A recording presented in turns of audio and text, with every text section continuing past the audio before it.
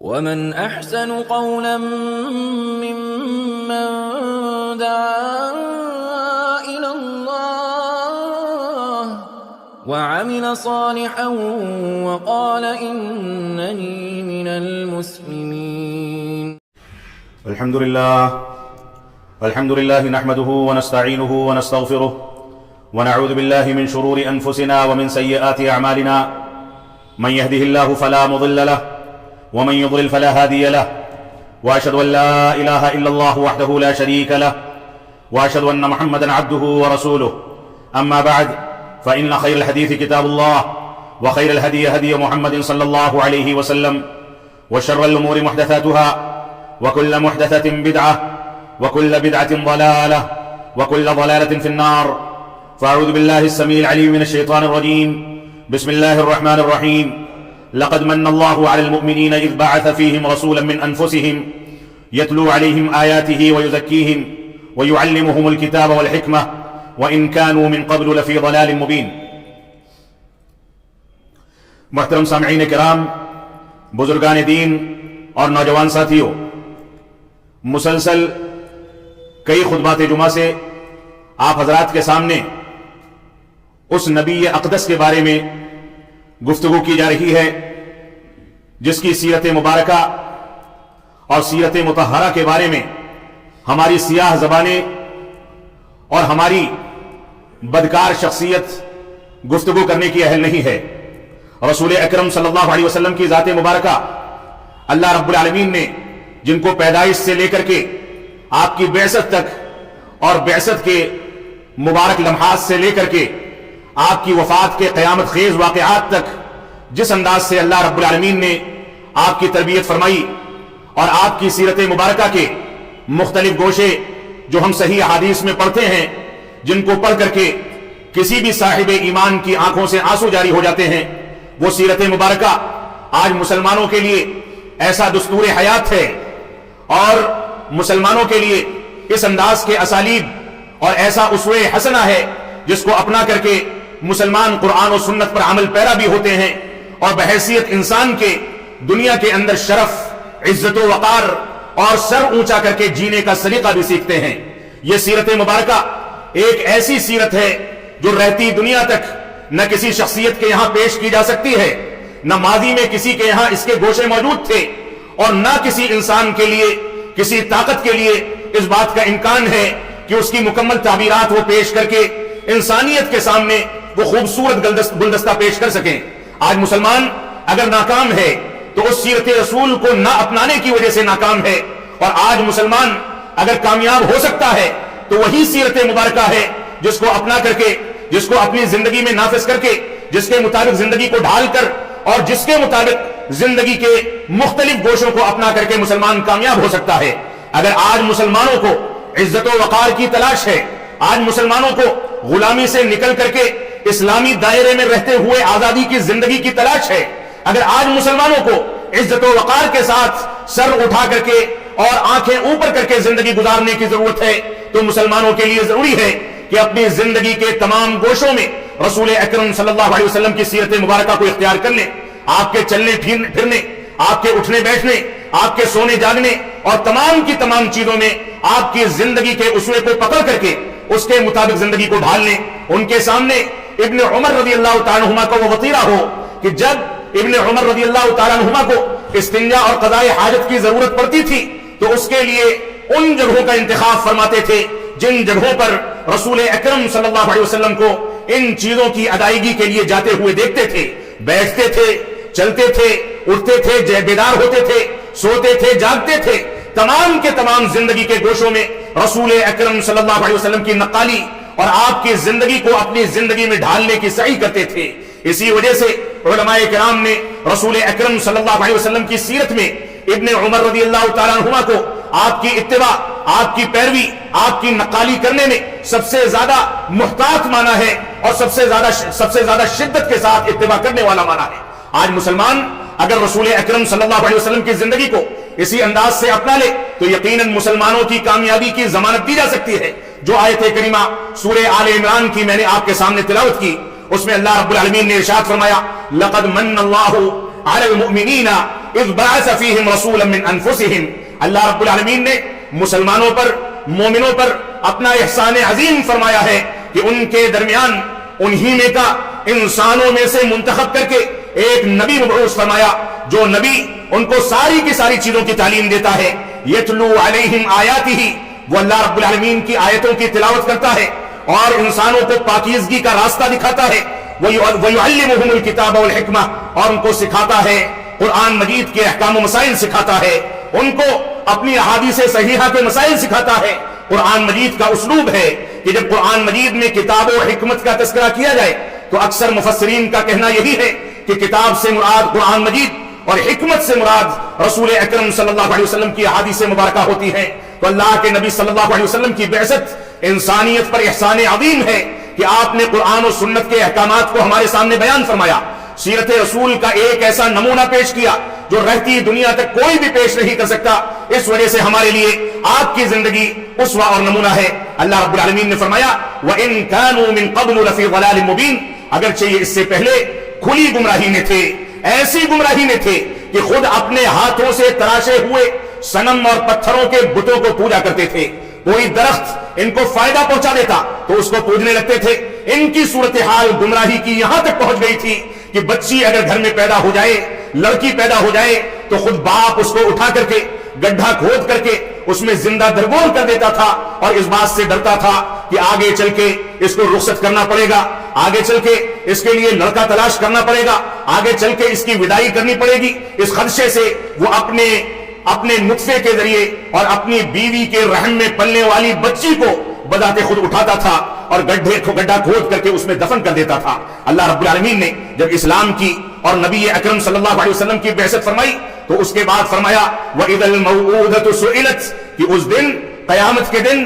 زندہ درگور کی گئی بچیوں سے سوال کیا جائے گا کہ تیرا کیا جرم تھا جو تیرے باپ نے تجھ کو زندہ درگور کر دیا۔ اسلام آیا تو ان خواتین کو، ان دودھ پیتی بچیوں کو، ان معصوم بچوں کو انصاف دیا گیا، ان کو تحفظ فراہم کیا گیا۔ تو اللہ رب العالمین نے فرمایا وَإِن كَانُوا مِن قَبْلُ لَفِي ضَلَالٍ مُبِينٍ، اس سے پہلے یہ کھلی گمراہی میں تھے اور اس گمراہی کو دور کرنے والا وہ نبی آخر الزمان جناب محمد رسول اللہ صلی اللہ علیہ وسلم تھے، جنہوں نے آ کر کے دنیا کو اندھیرے سے نکالا، گمراہی اور ضلالت سے نکالا، بے راہ روی سے نکالا اور روشنی کے، اجالے کے راستے پر، توحید کے راستے پر، علم و حکمت کے راستے پر، کتاب و حکمت کے راستے پر اور کھلی زندگی گزارنے کے راستے پر لا کر کے کھڑا کر دیا۔ یہ رسول اکرم صلی اللہ علیہ وسلم کا سب سے بڑا احسان تھا جو آپ نے امت اسلامیہ کے ساتھ فرمایا۔ آپ نے امت اسلامیہ کو وہ راہ دکھائی جس راہ پر چلنے کے بعد انسان غلامی کی زندگی سے نکلتا ہے، وہ راہ دکھائی جس راہ پر نکلنے کے بعد انسان ایک دوسرے کا احترام کرنے کے بجائے اللہ رب العالمین کے احترام اور تعظیم کی تعلیم پاتا ہے اور انسان کی حیثیت سے ایک دوسرے کا احترام کرتا ہے۔ وہ راستہ ایسا راستہ تھا جو انسانیت کا احترام کرنے والا راستہ، شرافت کا احترام کرنے والا راستہ تھا۔ اس راستے کو اگر آج مسلمان اپنا لیں تو مسلمان کامیابی کی زندگی گزار سکتے ہیں۔ تو آج کے خطبہ جمعہ میں اختصار کے ساتھ میں نبی اکرم صلی اللہ علیہ وسلم کی ولادت باسعادت اور اسی طریقے سے آپ کے مبارک حلیے اور آپ کی وفات اور زندگی کے چند گوشوں کے بارے میں تھوڑی سی گفتگو کرنا چاہتا ہوں۔ اللہ رب العالمین ہم کو ان سے عبرت حاصل کرنے کی توفیق عطا فرمائے۔ رسول اکرم صلی اللہ علیہ وسلم کی ولادت باسعادت موسم بہار میں سوموار کے دن صبح طلوع صادق کے بعد اور طلوع آفتاب سے پہلے 9 ربیع الاول کو ہوئی اور یہ 22 اپریل 571 عیسوی کی تاریخ تھی۔ یہ طلوع آفتاب سے پہلے صبح صادق کے بعد جب پاؤں پھٹتی ہے، دنیا میں روشنی پھیلتی ہے، دنیا کے اندر لوگ اندھیرے کے بعد نکل کر کے روشنی میں داخل ہوتے ہیں، اس وقت اللہ رب العالمین نے رسول اکرم صلی اللہ علیہ وسلم کی ولادت باسعادت کا واقعہ فرمایا۔ دادا نے آپ کا نام محمد رکھا، ایک نام آپ کا احمد رکھا گیا۔ 4 برس کی عمر میں رسول اکرم صلی اللہ علیہ وسلم کے مبارک سینے کو چیر کر کے، آپ کا مبارک دل نکال کر کے سونے کے برتن میں رکھ کر کے آب زمزم سے اس کو غسل دیا گیا۔ آپ جہاں بھی جاتے بکریوں کے دودھ میں برکت ہونے لگتی، تھنوں میں دودھ پیدا ہو جاتا۔ رسول اکرم صلی اللہ علیہ وسلم کی زندگی کو اللہ رب العالمین نے بابرکت بنا دیا۔ 40 سال اور 7 مہینے کی عمر میں، 40 سال اور 7 مہینے کی عمر میں 21 رمضان المبارک کو جو 10 اگست 610 عیسوی کی تاریخ تھی، رسول اکرم صلی اللہ علیہ وسلم پر پہلی وحی کا نزول غار حرا میں ہوتا ہے، جس کے بعد آ کر کے آپ اما خدیجہ سے فرماتے ہیں کہ مجھ کو ڈر لگتا ہے، جس کے نتیجے میں آپ نے فرمایا تھا کہ انک تصدق الحدیث، کہ آپ سچ بولتے ہیں، اور ساری صفات جن کا تذکرہ پہلے خطبات جمعہ میں کیا گیا ان کا تذکرہ یہاں پر کر دینے کی ضرورت ہے۔ اسی طریقے سے آپ نے 13 سال مکی دور میں مکہ کے اندر عہد نبوت کے گزارے، 10 سال مدینہ کے اندر عہد نبوت کے گزارے، امن و سلامتی کی تعلیم دیتے رہے، لوگوں کے ساتھ عفو و درگزر کا معاملہ کرتے رہے، کسی سے اپنی ذات کے لیے بدلہ نہیں لیا، اور اسی طریقے پر آپ کی پوری زندگی گزر گئی۔ حلیہ مبارکہ کو اگر ذکر کرنا ہو تو آپ دیکھیں صحیح حدیث میں رسول اکرم صلی اللہ علیہ وسلم کا جو حلیہ ملتا ہے، جس کے ہم اہل نہیں کہ اس کو بیان کر سکے، لیکن ملتا ہے تو آپ اس کا خاکہ سمجھ لیں۔ رسول اکرم صلی اللہ علیہ وسلم کا قد مبارک میانہ تھا، درمیانہ تھا، چہرہ کشادہ اور نورانی تھا، سر آپ کا بڑا تھا، بال معمولی گھنگریالے تھے، اور اسی طریقے سے آپ کا رنگ یہ گورا اور روشن تھا، چہرہ مکمل روشن تھا، بھویں کالی تھی، ناک بلند تھی، رخسار سفید تھا، گال آپ کے سفید تھے اور گولائی لیے ہوئے تھے، دانت موتی کے طریقے سے چمکدار تھے، چمکتے تھے، اور دانتوں کے درمیان فاصلہ تھا معمولی سا، سینے مبارک سے لے کر کے ناف تک بالوں کی ایک لکیر تھی، سینہ کشادہ تھا اور پیٹ کے مقابلے میں ابھرا ہوا تھا۔ یہ رسول اکرم صلی اللہ علیہ وسلم کی چند صفات ہیں۔ آپ کی گردن بلند تھی، ہتھیلی کشادہ اور نرم تھی، داڑھی گھنی تھی اور آنکھیں سرمگی تھیں، انگلیاں لمبی تھیں، اور رسول اکرم صلی اللہ علیہ وسلم جب چلتے تھے تو یہ نہیں سوچ کر کے چلتے تھے کہ میں مسلمانوں کا بادشاہ ہوں، یہ سوچ کر کے نہیں چلتے تھے کہ مجھ کو سید الانبیاء بنایا گیا، یہ سوچ کر کے نہیں چلتے تھے کہ مجھ پر قرآن مجید کا نزول ہوا، بلکہ جب چلتے تھے تو ایسا لگتا تھا چڑھائی سے نیچے کی جانب اتر رہے ہیں، تواضع اور انکساری ہوتی تھی۔ اللہ کے نبی صلی اللہ علیہ وسلم کی بعثت سے پہلے حجر اسود کا واقعہ 5 سال پہلے پیش آیا۔ کفار و مشرکین مکہ کے درمیان اختلاف ہو گیا کہ حجر اسود جو سیلاب کی زد میں آ کر کے خانہ کعبہ سے نکل گیا ہے، اس کو نصب کرنے کے لیے کون سے قبیلے کے سردار کو آگے بڑھایا جائے۔ اللہ کے نبی صلی اللہ علیہ وسلم نے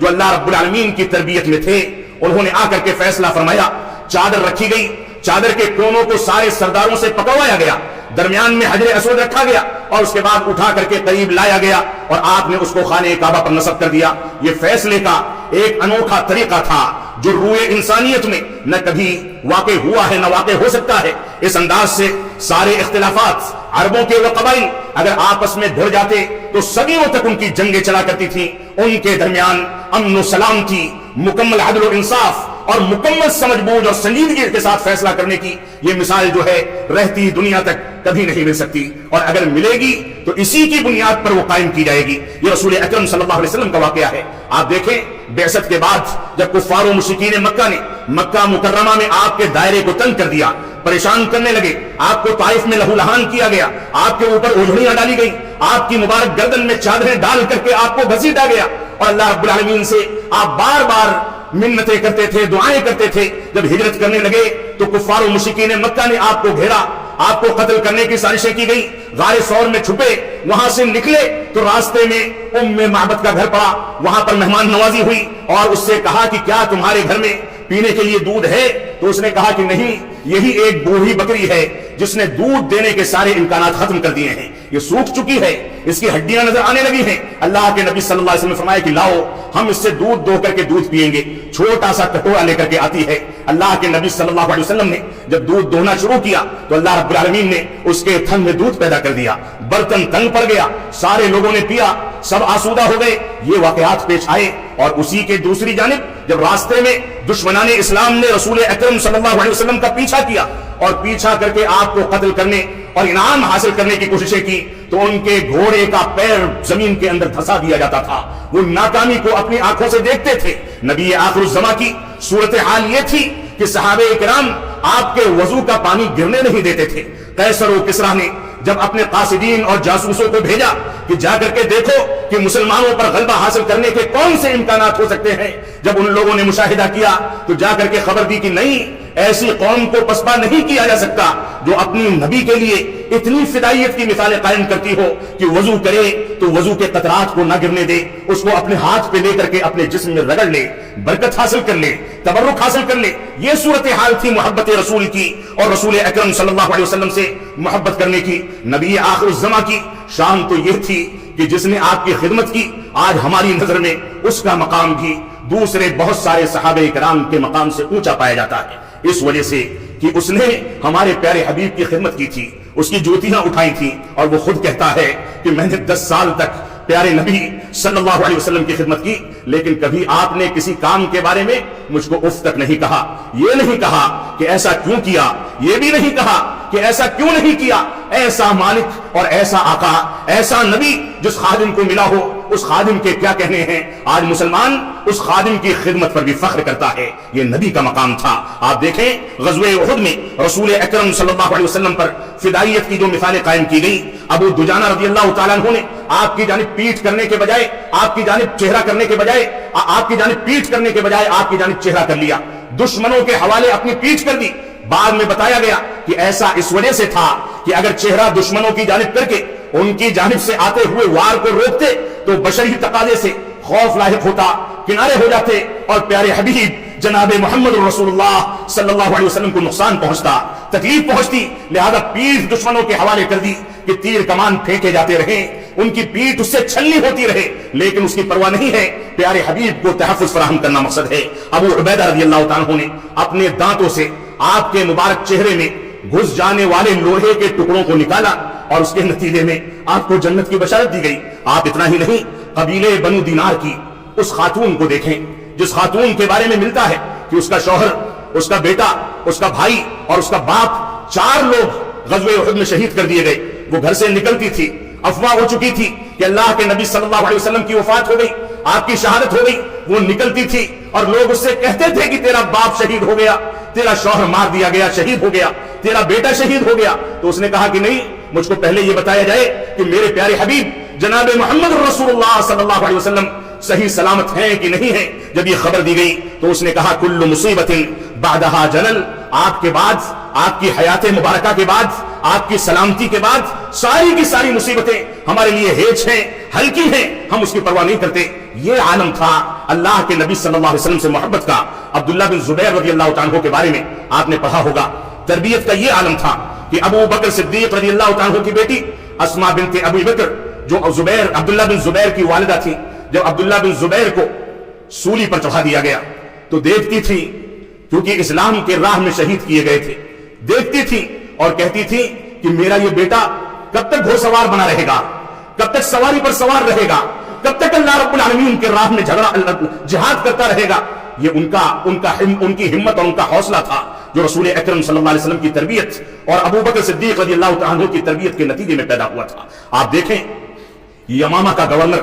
جس کا نام ثمامہ تھا، اس کو قید کر کے مسجد نبوی میں لایا گیا، لانے کے بعد قید کر دیا گیا، اور اللہ کے نبی صلی اللہ علیہ وسلم نے آ کر کے اس کا حال چال پوچھا، صحابہ اکرام سے اس کے سامنے پوچھا کہ کہیں اس کے ساتھ تم لوگوں نے کوئی زیادتی تو نہیں کی؟ ان لوگوں نے کہا کہ نہیں، بس قید کر کے لائے ہیں، یہاں باندھ دیا ہے۔ آپ نے فرمایا کہ میری جانب دیکھو تو مجھ سے چہرے میں چہرہ ڈال کے بات تو کر لو۔ ثمامہ نے کہا کہ نہیں، آپ کا چہرہ سب سے زیادہ قبیح چہرہ ہے اور میں آپ کی جانب نہیں دیکھ سکتا۔ اللہ کے نبی صلی اللہ علیہ وسلم نے صحابہ اکرام کو کہا کہ اس کو چھوڑ دو، بہت بہادر انسان تھا، اس کو رہا کر دیا جائے اور کچھ بھی جرمانہ یا فدیہ کچھ بھی نہ لیا جائے، اس کو رہا کر دیا جائے۔ رہا کیا، پلٹ کر کے جانے لگے اور اپنا چہرہ پھیر کر کے رسول اکرم صلی اللہ علیہ وسلم کے مبارک چہرے پر ایک نظر پڑ گئی۔ کہتے ہیں کہ میں بھاگتا تھا، 2 میل تک بھاگتا چلا گیا کہ کہیں ایسا نہ ہو کہ میں پلٹ کر کے اسلام میں داخل ہو جاؤں، اور میرے پیر تو بھاگ رہے تھے لیکن میرا دل پیچھے کی جانب پلٹا تھا، میرا دل رسول اکرم صلی اللہ علیہ وسلم کے چہرے مبارکہ کی جانب پلٹ رہا تھا، اور میں واپس لوٹ کر کے آیا۔ اللہ کے نبی صلی اللہ علیہ وسلم مجلس میں تھے، آپ نے فرمایا کہ کیوں واپس آ گئے؟ تو فرمایا کہ ایسا ایسا ہوا، اور اس کے بعد مبارک چہرہ دیکھا، اسلام کا کلمہ پڑھا، اسلام قبول کر لیا۔ یہ اللہ کے نبی صلی اللہ علیہ وسلم کے چہرے کی رونق تھی، آپ کا رعب تھا، آپ کا دبدبہ تھا جو رسول اکرم صلی اللہ علیہ وسلم کے مبارک چہرے میں اللہ رب العالمین نے رکھا تھا۔ یہی اتنا نہیں، بے شمار واقعات ہیں آپ کے سلسلے میں، اگر دیکھا جائے تو بے شمار واقعات ہیں جن کا مطالعہ کیا جانا چاہیے۔ حجۃ الوداع کا موقع تھا، حجۃ الوداع کے موقع سے رسول اکرم صلی اللہ علیہ وسلم نے مسلمانوں کے لیے اپنی آخری وصیتوں کا تذکرہ کرنا شروع کر دیا۔ آپ نے خواتین کے ساتھ بہتر سلوک کرنے، قبر پرستی سے دور رہنے، توحید کو اختیار کرنے اور توحید و اتباع رسول پر زندگی گزارنے کا حکم دیا۔ برادری کے تعصب، کالے اور گورے ہونے کے تعصب، مالدار اور غریب ہونے کے تعصب کو نکال کر کے پھینک دیا۔ سود سے توبہ کرنے کا حکم دیا اور ساری کی ساری تعلیمات دی. حجۃ الوداع سے آپ رخصت ہو کر کے مدینہ منورہ پہنچے تھے. 3 مہینے کا وقت گزرا تھا. ام المؤمنین میمونہ رضی اللہ تعالیٰ کے گھر پر تھے. وہیں سے آپ کا مرض اور آپ کا بخار شروع ہوا اور تقریباً 10 روز تک یہ بخار رہا. اسی کیفیت میں مبتلا رہے. سوموار کے دن 12 ربیع الاول 11 ہجری 12 ربیع الاول 11 ہجری میں اس لیے دہرا رہا ہوں کہ مسلمانوں کا ایک طبقہ اسی تاریخ کو میلاد النبی کی خوشیاں منا کر کے سنت رسول کا گلا گھونٹتا ہے. اللہ رب العالمین ہم کو ہدایت عطا فرمائے. تقریباً 10 روز تک بیمار رہنے کے بعد 12 ربیع الاول 11 ہجری کو وفات ہوئی. 63 سال کی عمر تھی. تکلیف کی خبر جب اللہ کے نبی صلی اللہ علیہ وسلم کی بیماری کی خبر لشکر اسامہ کو پہنچی، اس واقعے کا تذکرہ آپ کے سامنے پہلے آ چکا ہے. اور تکلیف کی خبر جو تھی اس کے بعد اللہ کے نبی صلی اللہ علیہ وسلم فرماتے تھے کہ مسموم گوشت جو آپ کو سازش کر کے کھلا دیا گیا تھا اس کی وجہ سے آپ کو اخیر تک تکلیف محسوس ہوتی تھی. امہات المومنین سے آپ نے اجازت فرمائی، اجازت لی. ساری کے ساری امہات المومنین کے ساتھ سامنے فرمایا این انا غدن، میں کل کس کے گھر پر رہوں گا، میری باری کہاں پر ہے. امہات المومنین سمجھ گئی کہ ان کا مقصد یہ ہے کہ یہ عائشہ صدیقہ رضی اللہ تعالیٰ کے گھر منتقل کر دیے جائیں. سب نے اپنی باری ہبا کر دی. آپ انصاف کے ساتھ عدل کرتے ہوئے ام المومنین عائشہ صدیقہ رضی اللہ تعالیٰ کے مبارک حجرے میں داخل ہوئے اور وہاں پر آخری ایام گزارے. آپ نے آخری وقت میں 3 وصیتیں فرمانے کا ارادہ کیا. 3 وصیتیں فرمائی، لیکن تکلیف کی وجہ سے صرف 2 ہی وصیتیں آپ کی مبارک زبان پر زبان زد ہو سکی. 2 ہی وصیتیں کر سکے. فرمایا جزیرے عربیہ کو مشرکوں سے اور مشرکوں کی سازشوں سے محفوظ کر دیا جائے، مشرکوں سے پاک کر دیا جائے. جزیرے عربیہ میں صرف اہل توحید باقی رہے اور اہل شرک کو نکال کر کے باہر کر دیا جائے. یہ جزیرے عربیہ کی خصوصیت تھی جو اللہ رب العالمین کے فضل و کرم سے آج بھی باقی ہے. لیکن یہ تشویشناک چیز بھی یہاں پر ذکر کرنی ضروری ہے کہ آج مشرک تو وہاں داخل نہیں ہو سکتا، لیکن مشرکین کے ہتھ کنڈے سوشل میڈیا کے ذریعے، ٹیلی ویژن کے ذریعے، مختلف سازشوں کے ذریعے وہاں پر داخل کرنے کی کوششیں کی جا رہی ہیں. اللہ رب العالمین ہم کو محفوظ رکھے. اور دوسری وصیت آپ نے فرمائی کہ جو بھی وفد تمہارے پاس آئے، چاہے مسلمانوں کا ہو غیر مسلموں کا ہو، اس کا استقبال کرنا، اس کی تکریم کرنا، اس کا احترام کرنا. فاطمہ رضی اللہ تعالیٰ کے کان میں آپ نے کچھ فرمایا، وہ رونے لگی. پھر سے کچھ فرمایا، ہنسنے لگی. بعد میں پوچھا گیا تو فرمایا کہ پہلے کہا تھا کہ میں اس دنیا سے رخصت ہونے والا ہوں، اس دنیا سے جانے والا ہوں، تو رونے لگی. پھر سے کان میں فرمایا کہ تم جنت میں میرے ساتھ رہو گی، تو مسکرانے لگی. یہ صورتحال تھی تکلیف کی. میرے پیارے حبیب کی وفات کے وقت، وفات سے 5 روز قبل ایک انسان کے بارے میں فرمایا ایک انسان کو اللہ رب العالمین نے دنیا اور آخرت کے درمیان اختیار دیا کہ تم جس کو چاہو چن لو. تو اس انسان نے آخرت کو اختیار کیا. اس کے بعد کیا دیکھتے ہیں کہ ابو بکر صدیق رضی اللہ تعالیٰ عنہ رونے لگے. لوگوں نے کہا کہ اس بوڑھے شخص کو کیا ہو گیا کہ اللہ کے نبی صلی اللہ علیہ وسلم نے ایک چیز ذکر کی اور یہ رونے لگا. تو پتا چلا کہ وہ فضیلت ابو بکر صدیق رضی اللہ تعالیٰ عنہ کے بارے میں تھی کہ ان کو دنیا اور آخرت کا اختیار دیا گیا اور انہوں نے آخرت کو اختیار کیا. وفات والے دن صبح فجر کے وقت حجرے سے مبارک سر کو نکالا. مسلمانوں کو دیکھ کر کے مسکرائے. مسلمان تسلی میں پڑ گئے کہ شاید آپ کی صحت بہتر ہو گئی ہے. لیکن آپ نے اسلام کی جانب جس فوج پر کام کیا تھا، جس کو توحید کی تعلیم دی تھی، جس کو توحید پر لا کر کے کھڑا کیا تھا، اس لشکر اور فوج کو دیکھ کر کے مسکرا رہے تھے کہ یہ لوگ آ کر کے ثابت قدم ہو گئے ہیں. اب یہ مشن رکنے والا نہیں ہے بلکہ یہ چلتا جائے گا. اللہ کے نبی صلی اللہ علیہ وسلم نے بہت سارے واقعات آپ کی وفات سے متعلق ہیں. وقت ختم ہو چکا ہے. وفات کے وقت رسول اکرم صلی اللہ علیہ وسلم کا مبارک سر اما عائشہ صدیقہ رضی اللہ عنہا کے سینے پر تھا اور ان کے بھائی عبد الرحمن بن ابی بکر کھڑے ہوئے تھے. ان کے ہاتھ میں تر و تازہ مسواک تھی. آپ نے مسواک کی جانب دیکھا اور دیکھ کر کے اس کو کرنے کی خواہش کا اظہار کیا. عائشہ صدیقہ رضی اللہ تعالیٰ نے اپنے مبارک منہ میں ڈال کر کے اس کو چبایا اور اپنے شوہر یعنی جناب محمد رسول اللہ صلی اللہ علیہ وسلم کے مبارک منہ میں داخل کر دیا. یہ صورتحال تھی کمزوری کی. اپنے مبارک ہاتھ میں پانی کے برتن میں مبارک ہاتھ کو ڈالا اور ڈال کر کے فرمایا لا الہ الا اللہ ان للموت سکرات. اللہ کے نبی صلی اللہ علیہ وسلم نے فرمایا کہ اللہ رب العالمین کے علاوہ کوئی معبود حقیقی نہیں. موت کے سکرات ہیں، موت کی تکلیفیں ہیں. اور اس کے بعد فرمایا مع الذین انعم اللہ علیہم، ان لوگوں کے ساتھ جن پر اللہ رب العالمین نے انعامات فرمائے. اللہم فی الرفیق الاعلی، اے اللہ رب العالمین میں تجھ سے ملنے آ رہا ہوں. اللہ رب العالمین سے جا کر کے ملاقات ہوئی اور روح قفص عنصری سے پرواز کر گئی، جیسا کہ صحیح بخاری کی روایت میں اس کا تذکرہ ملتا ہے۔ اور جس حالت میں آپ کی روح قبض کی گئی، حضرت عائشہ صدیقہ رضی اللہ عنہا کے مبارک سینے پر آپ کا مبارک سر تھا، وہ نیچے آتے آتے وفات کے وقت آپ کی گود میں آ چکا تھا، اور سب سے زیادہ محبوب بیوی کی گود میں اللہ رب العالمین نے آپ کی روح کو قبض کر لیا۔ بے شمار واقعات ہیں۔ زوال کا وقت تھا، سورج نکلنے کے بعد رسول اکرم صلی اللہ علیہ وسلم کی وفات ہوئی۔ ابو بکر صدیق رضی اللہ عنہ نے جب صحابہ کرام آپے سے باہر ہو گئے تو مسجد میں ممبر لگوایا، ممبر لگوا کر کے سورہ آل عمران کی آیت کریمہ کی تلاوت کی، وما محمد الا رسول، کہ محمد صلی اللہ علیہ وسلم اللہ رب العالمین کے رسول ہیں، قد خلت من قبلہ الرسل، اس سے پہلے بھی رسول بھیجے گئے اور گزرے ہیں، افإن مات او قتل انقلبتم علی اعقابکم، کہ اگر ان کی وفات ہو جائے یا آپ قتل کر دیے جائیں تو کیا دین کے معاملے میں تم پیچھے پھر جاؤ گے؟ عمر بن خطاب رضی اللہ عنہ، جنہوں نے میان سے تلوار نکال کر کے ہاتھ میں اٹھا لی تھی، فرمایا تھا کہ جس نے یہ کہہ دیا کہ میرے پیارے حبیب کی وفات ہو چکی ہے، اس کی گردن ہوگی اور میری تلوار ہوگی، وہ آیت کریمہ سننے کے بعد ہوش حواس کھو دیتے ہیں، کہتے ہیں کہ ایسا لگتا ہے کہ اس آیت کو پہلی مرتبہ سنا گیا ہے، اور اس کے بعد فرمایا من کان یعبد محمدا فإن محمدا قد مات، سن لو کہ رسول اکرم صلی اللہ علیہ وسلم کی اگر کوئی عبادت کرتا تھا تو اللہ کے نبی صلی اللہ علیہ وسلم کی وفات ہو چکی ہے، ومن کان یعبد اللہ فإن اللہ حی لا يموت، اور جو اللہ رب العالمین کی عبادت کرتا تھا اللہ رب العالمین ہمیشہ سے ہے، ہمیشہ رہے گا، اس وجہ سے صرف اللہ رب العالمین عبادت کا مستحق ہے، اس کے علاوہ کوئی مستحق نہیں ہو سکتا۔ تو اسلام کی ابتدا اقرا بسم ربک الذی خلق سے ہوئی، اور انتہا کے بعد جب اللہ کے نبی صلی اللہ علیہ وسلم پر الیوم اکملت لکم دینکم واتممت علیکم نعمتی، یہ آیت کریمہ کا نزول ہوا، اور وفات کے بعد اس آیت کریمہ کی تلاوت کے ساتھ توحید کا پیغام ابتدا سے لے کر انتہا تک عام کرنے کے بعد اسلام کی تاریخ میں اس بات کی تکمیل کر دی گئی، مکمل پیغام دے دیا گیا کہ اگر کوئی توحید پر چلتا ہے تو وہ مسلمان ہے، اور توحید کی خلاف ورزی کرتا ہے تو وہ ہرگز مسلمان نہیں ہو سکتا۔ اللہ رب العالمین ہم کو سیرت مطہرہ، سیرت مبارکہ کو اپنانے، اس کے گوشوں سے عبرت حاصل کرنے کی توفیق عطا فرمائے، اس سیرت کے پیغام کو ساری دنیا میں عام کرنے کی توفیق عطا فرمائے۔ ہم جب تک جیئیں تب تک اسلام پر جیئیں، ہمارا جب خاتمہ ہو تو ایمان پر ہو۔ بارک اللہ لنا ولکم فی القرآن المجید ونفعنی وإیاکم بالآیات والذکر الحمید، انہ تعالی جواد کریم